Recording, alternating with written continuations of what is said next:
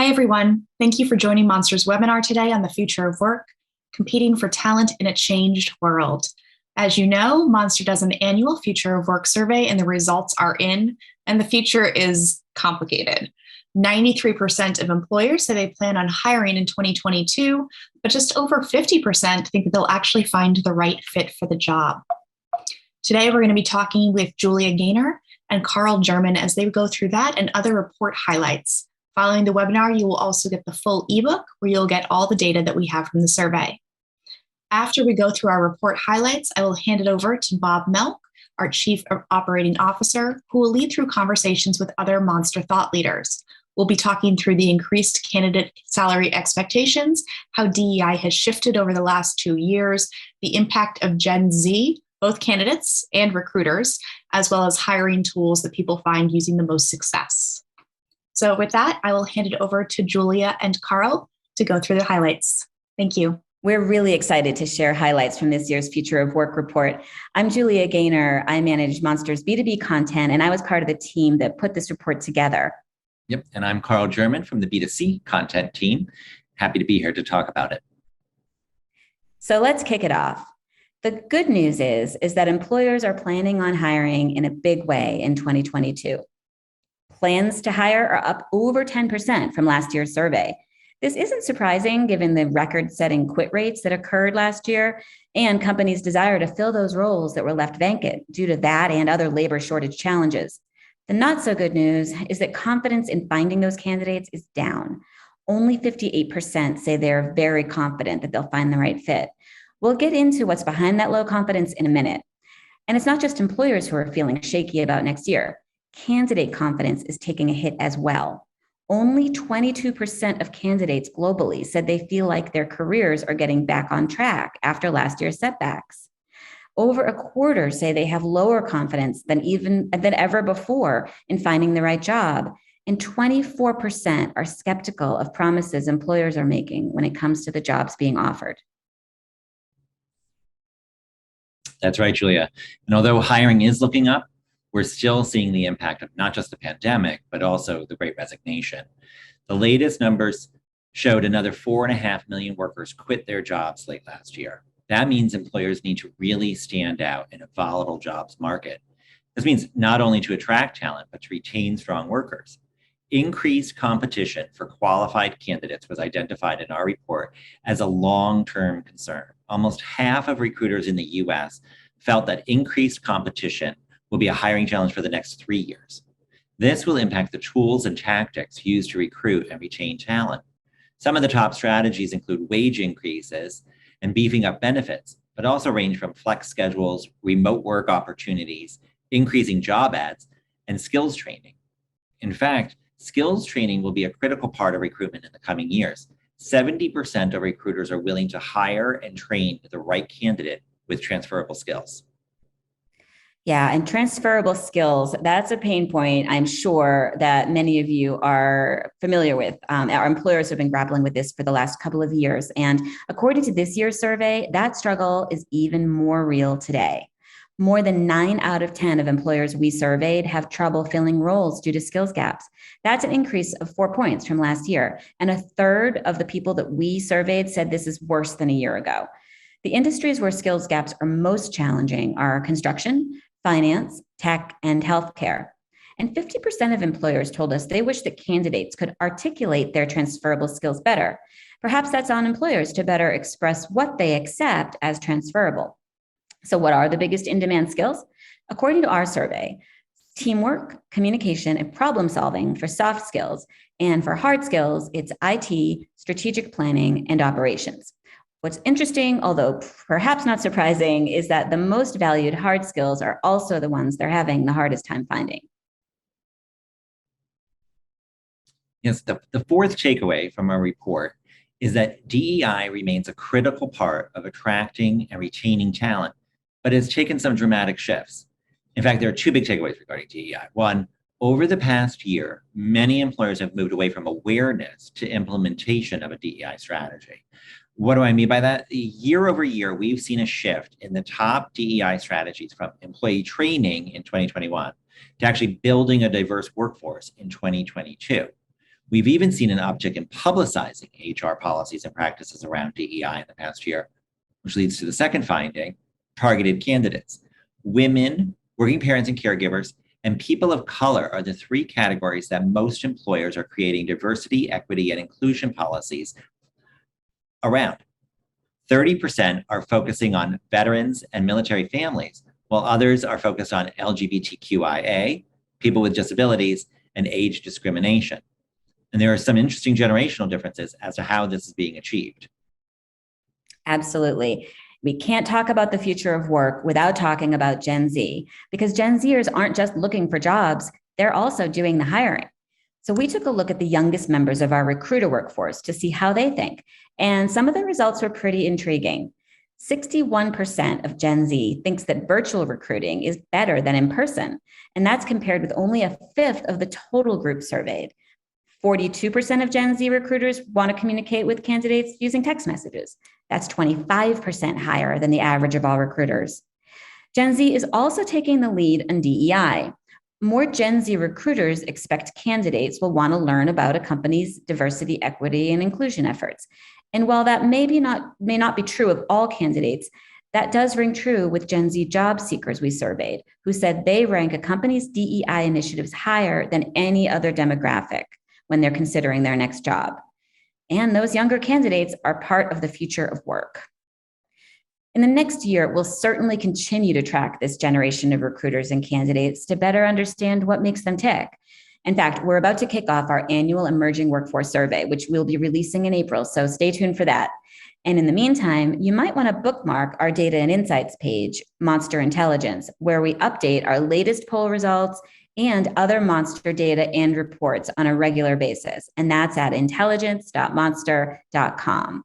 So those are the highlights from this year's report. We will certainly hope you enjoy reading the rest of it when you receive it. And Meg, now I'll kick it back to you. Thank you, Julia. Thank you, Carl. Today, we're going to be going through our conversations with other Monster thought leaders. As mentioned, Bob Melk will be hosting as our Chief Operating Officer. He'll be interviewing Claire Barnes, our Chief Human Capital Officer, followed by Scott Blumsack, Chief Strategy Officer, and finally, providing a staffing perspective, Tim Robbins, our VP General Manager. Bob, let's kick us off. We're seeing that confidence in finding the right fit is facing year-over-year declines. So why do you think confidence continues to shrink among recruiters, especially as there are millions of unemployed right now? I think there are two things going on. First is, while there certainly are a number of people who are unemployed, we clearly see that there are many segments of the economy where there's a huge supply-demand imbalance. There just aren't enough people with the right skills to fill all of the jobs that are available. And if you think about it from a recruiter perspective, it's incredibly competitive to go out and try and find those people. And at the same time, with the Great Resignation going on, they're also losing a lot of their internal talent as well. So they're both having challenges feeding the top of the funnel while also they're losing people at the bottom of the funnel. So that can certainly impact confidence. And the second piece is when you think about what's going to improve the supply-demand imbalance, none of these things are going to happen in the immediate term. I think what we've seen is that the drivers of the supply-demand imbalance are very complex and very intertwined, and also further complicated by things like new COVID waves that are impossible to predict and then sort of set us back. So I think all of those things together really make it a challenging time for recruiters in terms of their confidence. Thank you. And a few years ago, you couldn't escape the phrase gig economy. Now there's over 4 million part-time workers who would prefer, it seems, to be full-time, but couldn't find that work. Do you think that we will see a rise again in the gig workforce? I absolutely think we will, and I think we'll continue to see it evolve into the future. I think if you think about what the pandemic has taught us, I think first off, it has taught us that candidates really value flexibility. And secondly, I think from the employer standpoint, they've realized a lot of the work that can be done remotely. And these two dimensions play very well into sort of the long-term viability of gig work. Now, there's other things that we need to work through from a societal standpoint, things like access to health insurance, et cetera. But I think the trends are there to make gig work certainly going to be more prevalent into the future. Okay, thanks. And with the help wanted signs that are plastering windows and obviously on job boards around the country and the globe even, it's easy to see why some have referred to this year as a candidates market. Do you believe this to be true? I think in the immediate term, certainly if you look at the data, the answer is yes. Clearly, candidates do have the upper hand. There's way more jobs that are looking for candidates than candidates looking for jobs.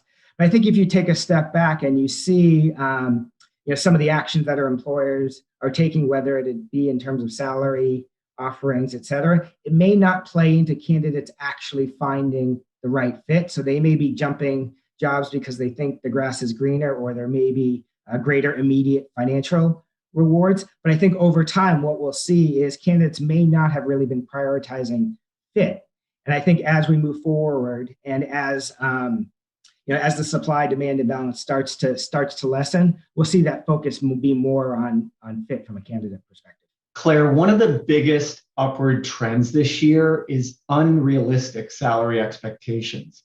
How can companies manage candidate expectations, especially if they're limited to increasing dollars for new hires while also trying to retain their current employees? It's a really good question and incredibly relevant. I think the majority of companies are facing this challenge where the market is so hot that other companies are increasing salaries, candidates are in high demand, so they're able to request higher salaries. For me, I think there are two things really that any company should look to do. Obviously, there is an issue with affordability if you're trying to match salaries in the market.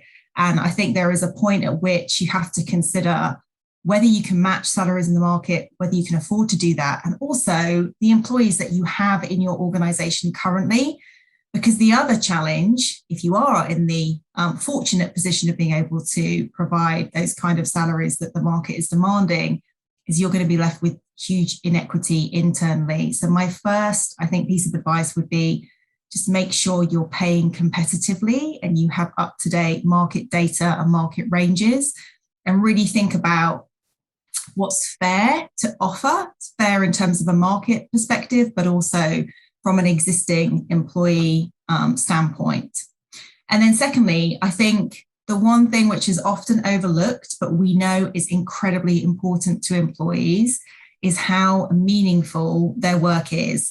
And when we talk about the meaning or the importance of meaningfulness at work, this can be all kinds of things, from actually connecting the employee to their peers, to making sure that they build strong communities and connections at work, to ensuring that they understand their value and their purpose in the organization, where they fit and how what they're contributing adds value to the organization. It sounds really simple, but often companies miss that. And if the employee doesn't understand how they're adding meaning, that can be incredibly demotivating. We know it's really important.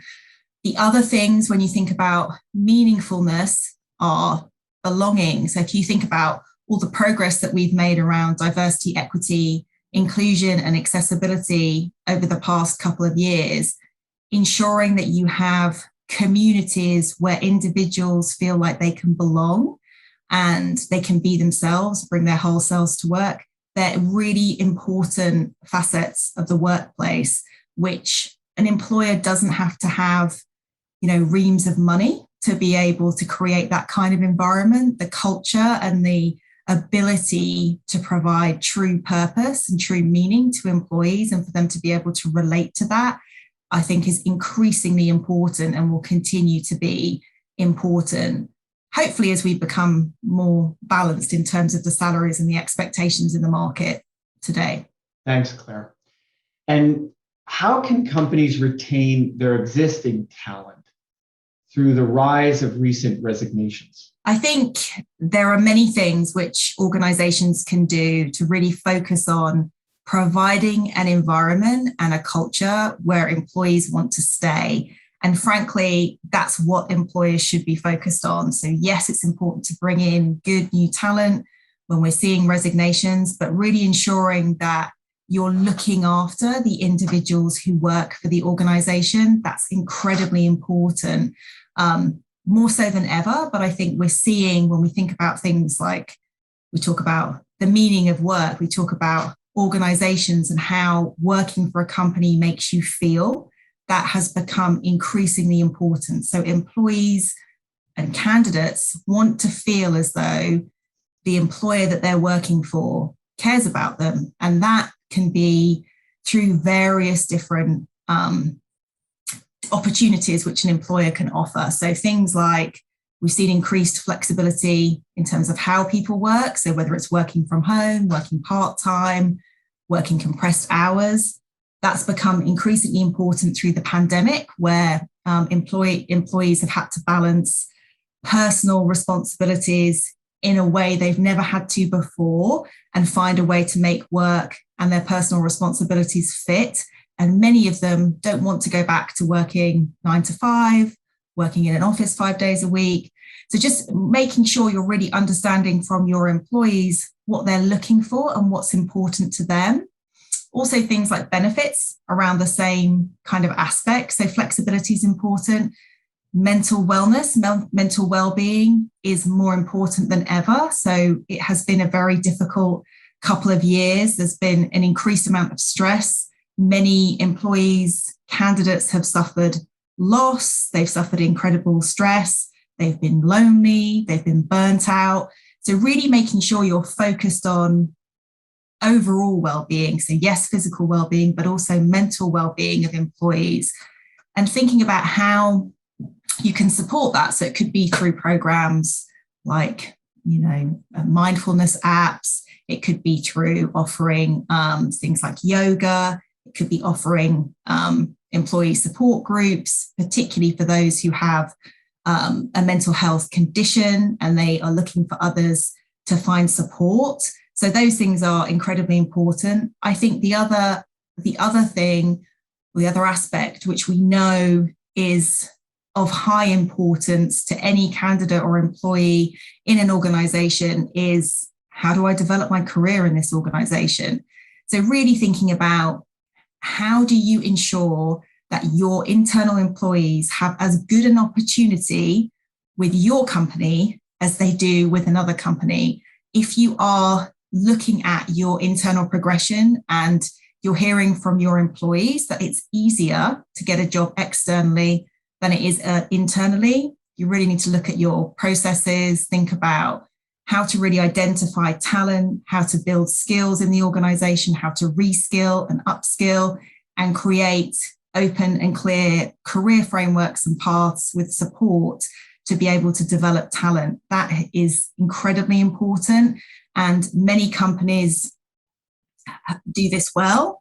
Others do not do it as well. And, we hear that feedback, we hear that rhetoric from candidates that actually it's difficult to move in my existing organization. It's difficult to move internally. And you want to make it incredibly easy. You want to encourage employees to do that and stay with your organization versus going outside.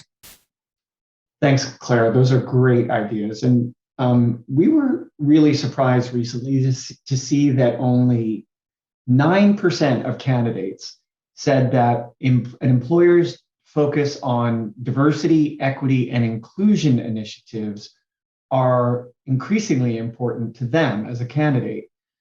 So should employers scale back on prioritizing DEI? This seemed particularly interesting to me, given just the incredible focus that we had in the headlines on the protests that we saw last year, specifically in areas like Black Lives Matter, which clearly heightened our awareness, and I believe also interest in issues like DEI and A. But is it perhaps less top of mind now, and therefore should be less worthy of an employer's focus? Absolutely not. I think for candidates, I think you've put it well there, but I think for candidates, they are impacted by what they're hearing and seeing around them. But we know that candidates want to feel as though they belong. We know that organizations have better profitability if they have a diverse group of employees. We know that employees perform better if they feel they can bring their whole self to work. I think organizations really need to look at it more holistically. So to think about, what kind of a culture do you want to create? You know, for us at Monster, it's incredibly important that we have an environment where every employee feels they can be themselves. They feel that they will be supported.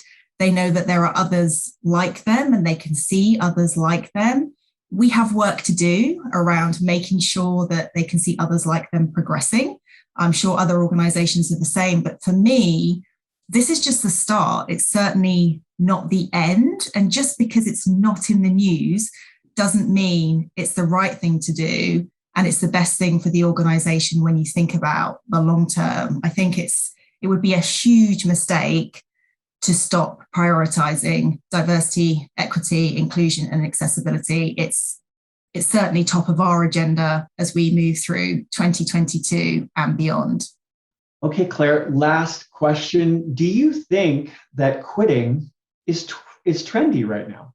So I think what's happened is we had this enforced pause on our lives. So COVID brought us to a place where we had to stay at home. We had to really think about, what do I want from life? Am I spending enough time with my family? In some cases, individuals lost their jobs. So they were in a situation where they were forced to take a break from their career, whether or not they wanted to. For others, they were kind of forced to see that maybe commuting 5 days a week and not being home to read their kids a bedtime story, or not being able to fit in their gym routine, and, you know, feeling less healthy, feeling less good about themselves. I feel like COVID and the pandemic put this enforced stop on us and made us all slow down and evaluate a little bit what's important in life.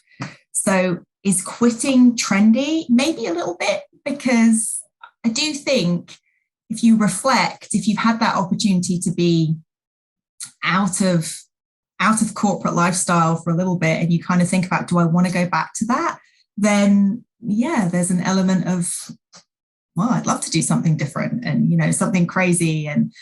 But the reality is, to me, are you quitting the company or the job? Or is it more about your broader lifestyle and changes you want to make in your broader lifestyle? And that's what I think. The other thing to me is, a lot of the reason why people are quitting at the moment is because they are getting crazy offers. And it's really difficult. I've spoken to individuals who've said, I cannot turn down this offer because I don't know what to say to my partner. I don't know how to justify that I would turn down that offer, even though they're happy in the company that they're in, they like the job, they really like their workmates, they enjoy the collaboration at work. So I do think we will see, and we are starting to see, a bit of boomeranging. So employees leaving and realizing the grass is maybe not so green on the other side, despite the fact they're getting paid more, and seeing if they can come back. We see it. We see it at Monster. I'm sure other organizations are seeing the same. So yes, I think there is an element of quitting is trendy. And for some people, it's the right thing to do. But for others, I think you have to reflect on the bigger picture and think about life holistically, not just the one part of your life, which maybe was a huge part of it pre-pandemic. I don't think we're ever going to go back to working the way that we worked pre-pandemic. So I think, you know, candidates need to take that into consideration when they're thinking about their next career move. Hi, Tim. The survey revealed that a third of recruiting professionals said an applicant tracking system integration was one of the most effective online job board tools. Do you think more staffing firms will rely on these tech integrations this year, in particular among mid-sized staffing firms? We're absolutely seeing adoption rates on the rise. More and more staffing companies are really committed to a process that keeps their recruiters on their applicant tracking system. But I would argue an applicant tracking system is only as good as the candidates that are within that. So we're seeing more and more engagement tools and solutions delivered by Monster around candidate signaling, refreshing of resumes, things that are really helping to enhance the data in that applicant tracking system. But yes, for sure, we're seeing enhanced adoption across all segments of the marketplace. Staying on the topic of tools, how do you see Gen Z recruiters impacting the staffing industry? Gen Z recruiters are certainly a growing, part of that marketplace. Many staffing companies really have had incredible explosion of recruiters post-COVID, or as we move out of COVID, and so tremendous hiring initiatives, and oftentimes they're tapping new recruiters who are fresh out of school, first job kind of candidates, and so they're looking for for the latest and greatest technology. So new tech stacks, and candidly the kind of technology that's mobile. More and more staffing companies are thinking about hybrid models for combining both work from home as well as in the workplace. And so again, those modern day cloud-based tech stacks are really critical. I would also say that recruiters are candidates, and so they think about companies that they want to work for in the name of a user. And so what is that candidate experience that they go through, and again, how are those engagement tools working to really build that relationship? Texting and AI chatbots are okay, and in fact they're widely acceptable to the new generation recruiter. And so I think those kind of things really matter, and we're hearing more and more staffing companies talk about their own employment brand and really taking actions to enhance their brand, to make sure they're driving the right kind of candidates for their internal roles, as well as a great candidate experience as they try to fill recs on behalf of their customers. Competition for top talent has increased significantly throughout the Great Resignation. So how can staffing firms get an edge against their competition? Yeah, I mean, I think it goes back to technology is certainly one of those things that that really matters. And so again, building a great recruiter platform on a modern tech stack is important. I mean, we have a customer, a beloved customer that's scaled from startup to 400 recruiters in the last 3 years. That is a company that's got incredible employment brand, but they've got a tech stack. They've got solutions that are provided by Monster. They've got a great flow of candidates. Again, I think demonstrating to recruiters that they're willing to invest, the marketing, really willing to invest in technology, to help drive success. There's just tremendous opportunity, between turnover, there's skill shortages, there's lower participation rates. So all of those things combined, create some real friction in the marketplace, but demand is unprecedented. Staffing companies, those that are getting it right, are experiencing high double-digit growth and more, and profitability like no time ever before. So the opportunities there, and the companies that are really keen on investing in their people and technology are the ones that are really going to win the arms race in this marketplace today. Thank you, Bob. Thank you, panelists.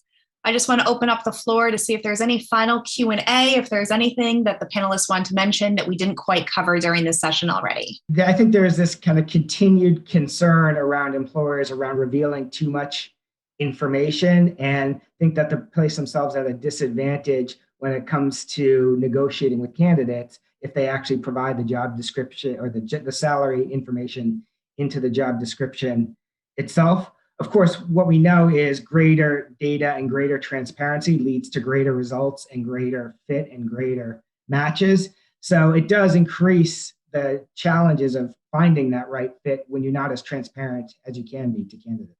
I think also companies need to really think about this, because oftentimes, and we do this at Monster, we do this as well, we have diversity KPIs. So what are we aiming for when we think about who we bring into the organization, how much diverse talent we ensure we have at interviews, how many women, for example, we progress in the organization. You have to be really careful with your KPIs that you don't inadvertently exclude groups or make them less important because they're not part of your KPIs. It's much more, it's intangible. It's much more difficult to be able to track some of those numbers. We did a DEI survey at Monster in 2021, and we asked people, how do you identify, from a gender perspective, non-binary, binary, cisgender, all of those kind of things. And we definitely had people come forward because it was an anonymous survey. And we didn't know that we had all of those different diverse groups at Monster. So individuals are not necessarily voluntarily coming forward. If you can't see it, you can't make that judgment. So it's about creating an environment where people feel they can be open, or they will be supported when they are open about who they really are. And that is going to vary from person to person. So I just think we have to be a little bit careful with making sure we don't too heavily focus on numbers and KPIs and lose sight of what we're actually trying to achieve. Thank you, everyone. That is all the time that we have today. Thank you to Julia and to Carl for your report highlights, as well as to Bob for hosting, and all of our wonderful panelists. If you have any questions or comments, please feel free to reach out to your Monster representative. We'd be happy to help you with any of your hiring needs. Thank you, everyone. Have a great day.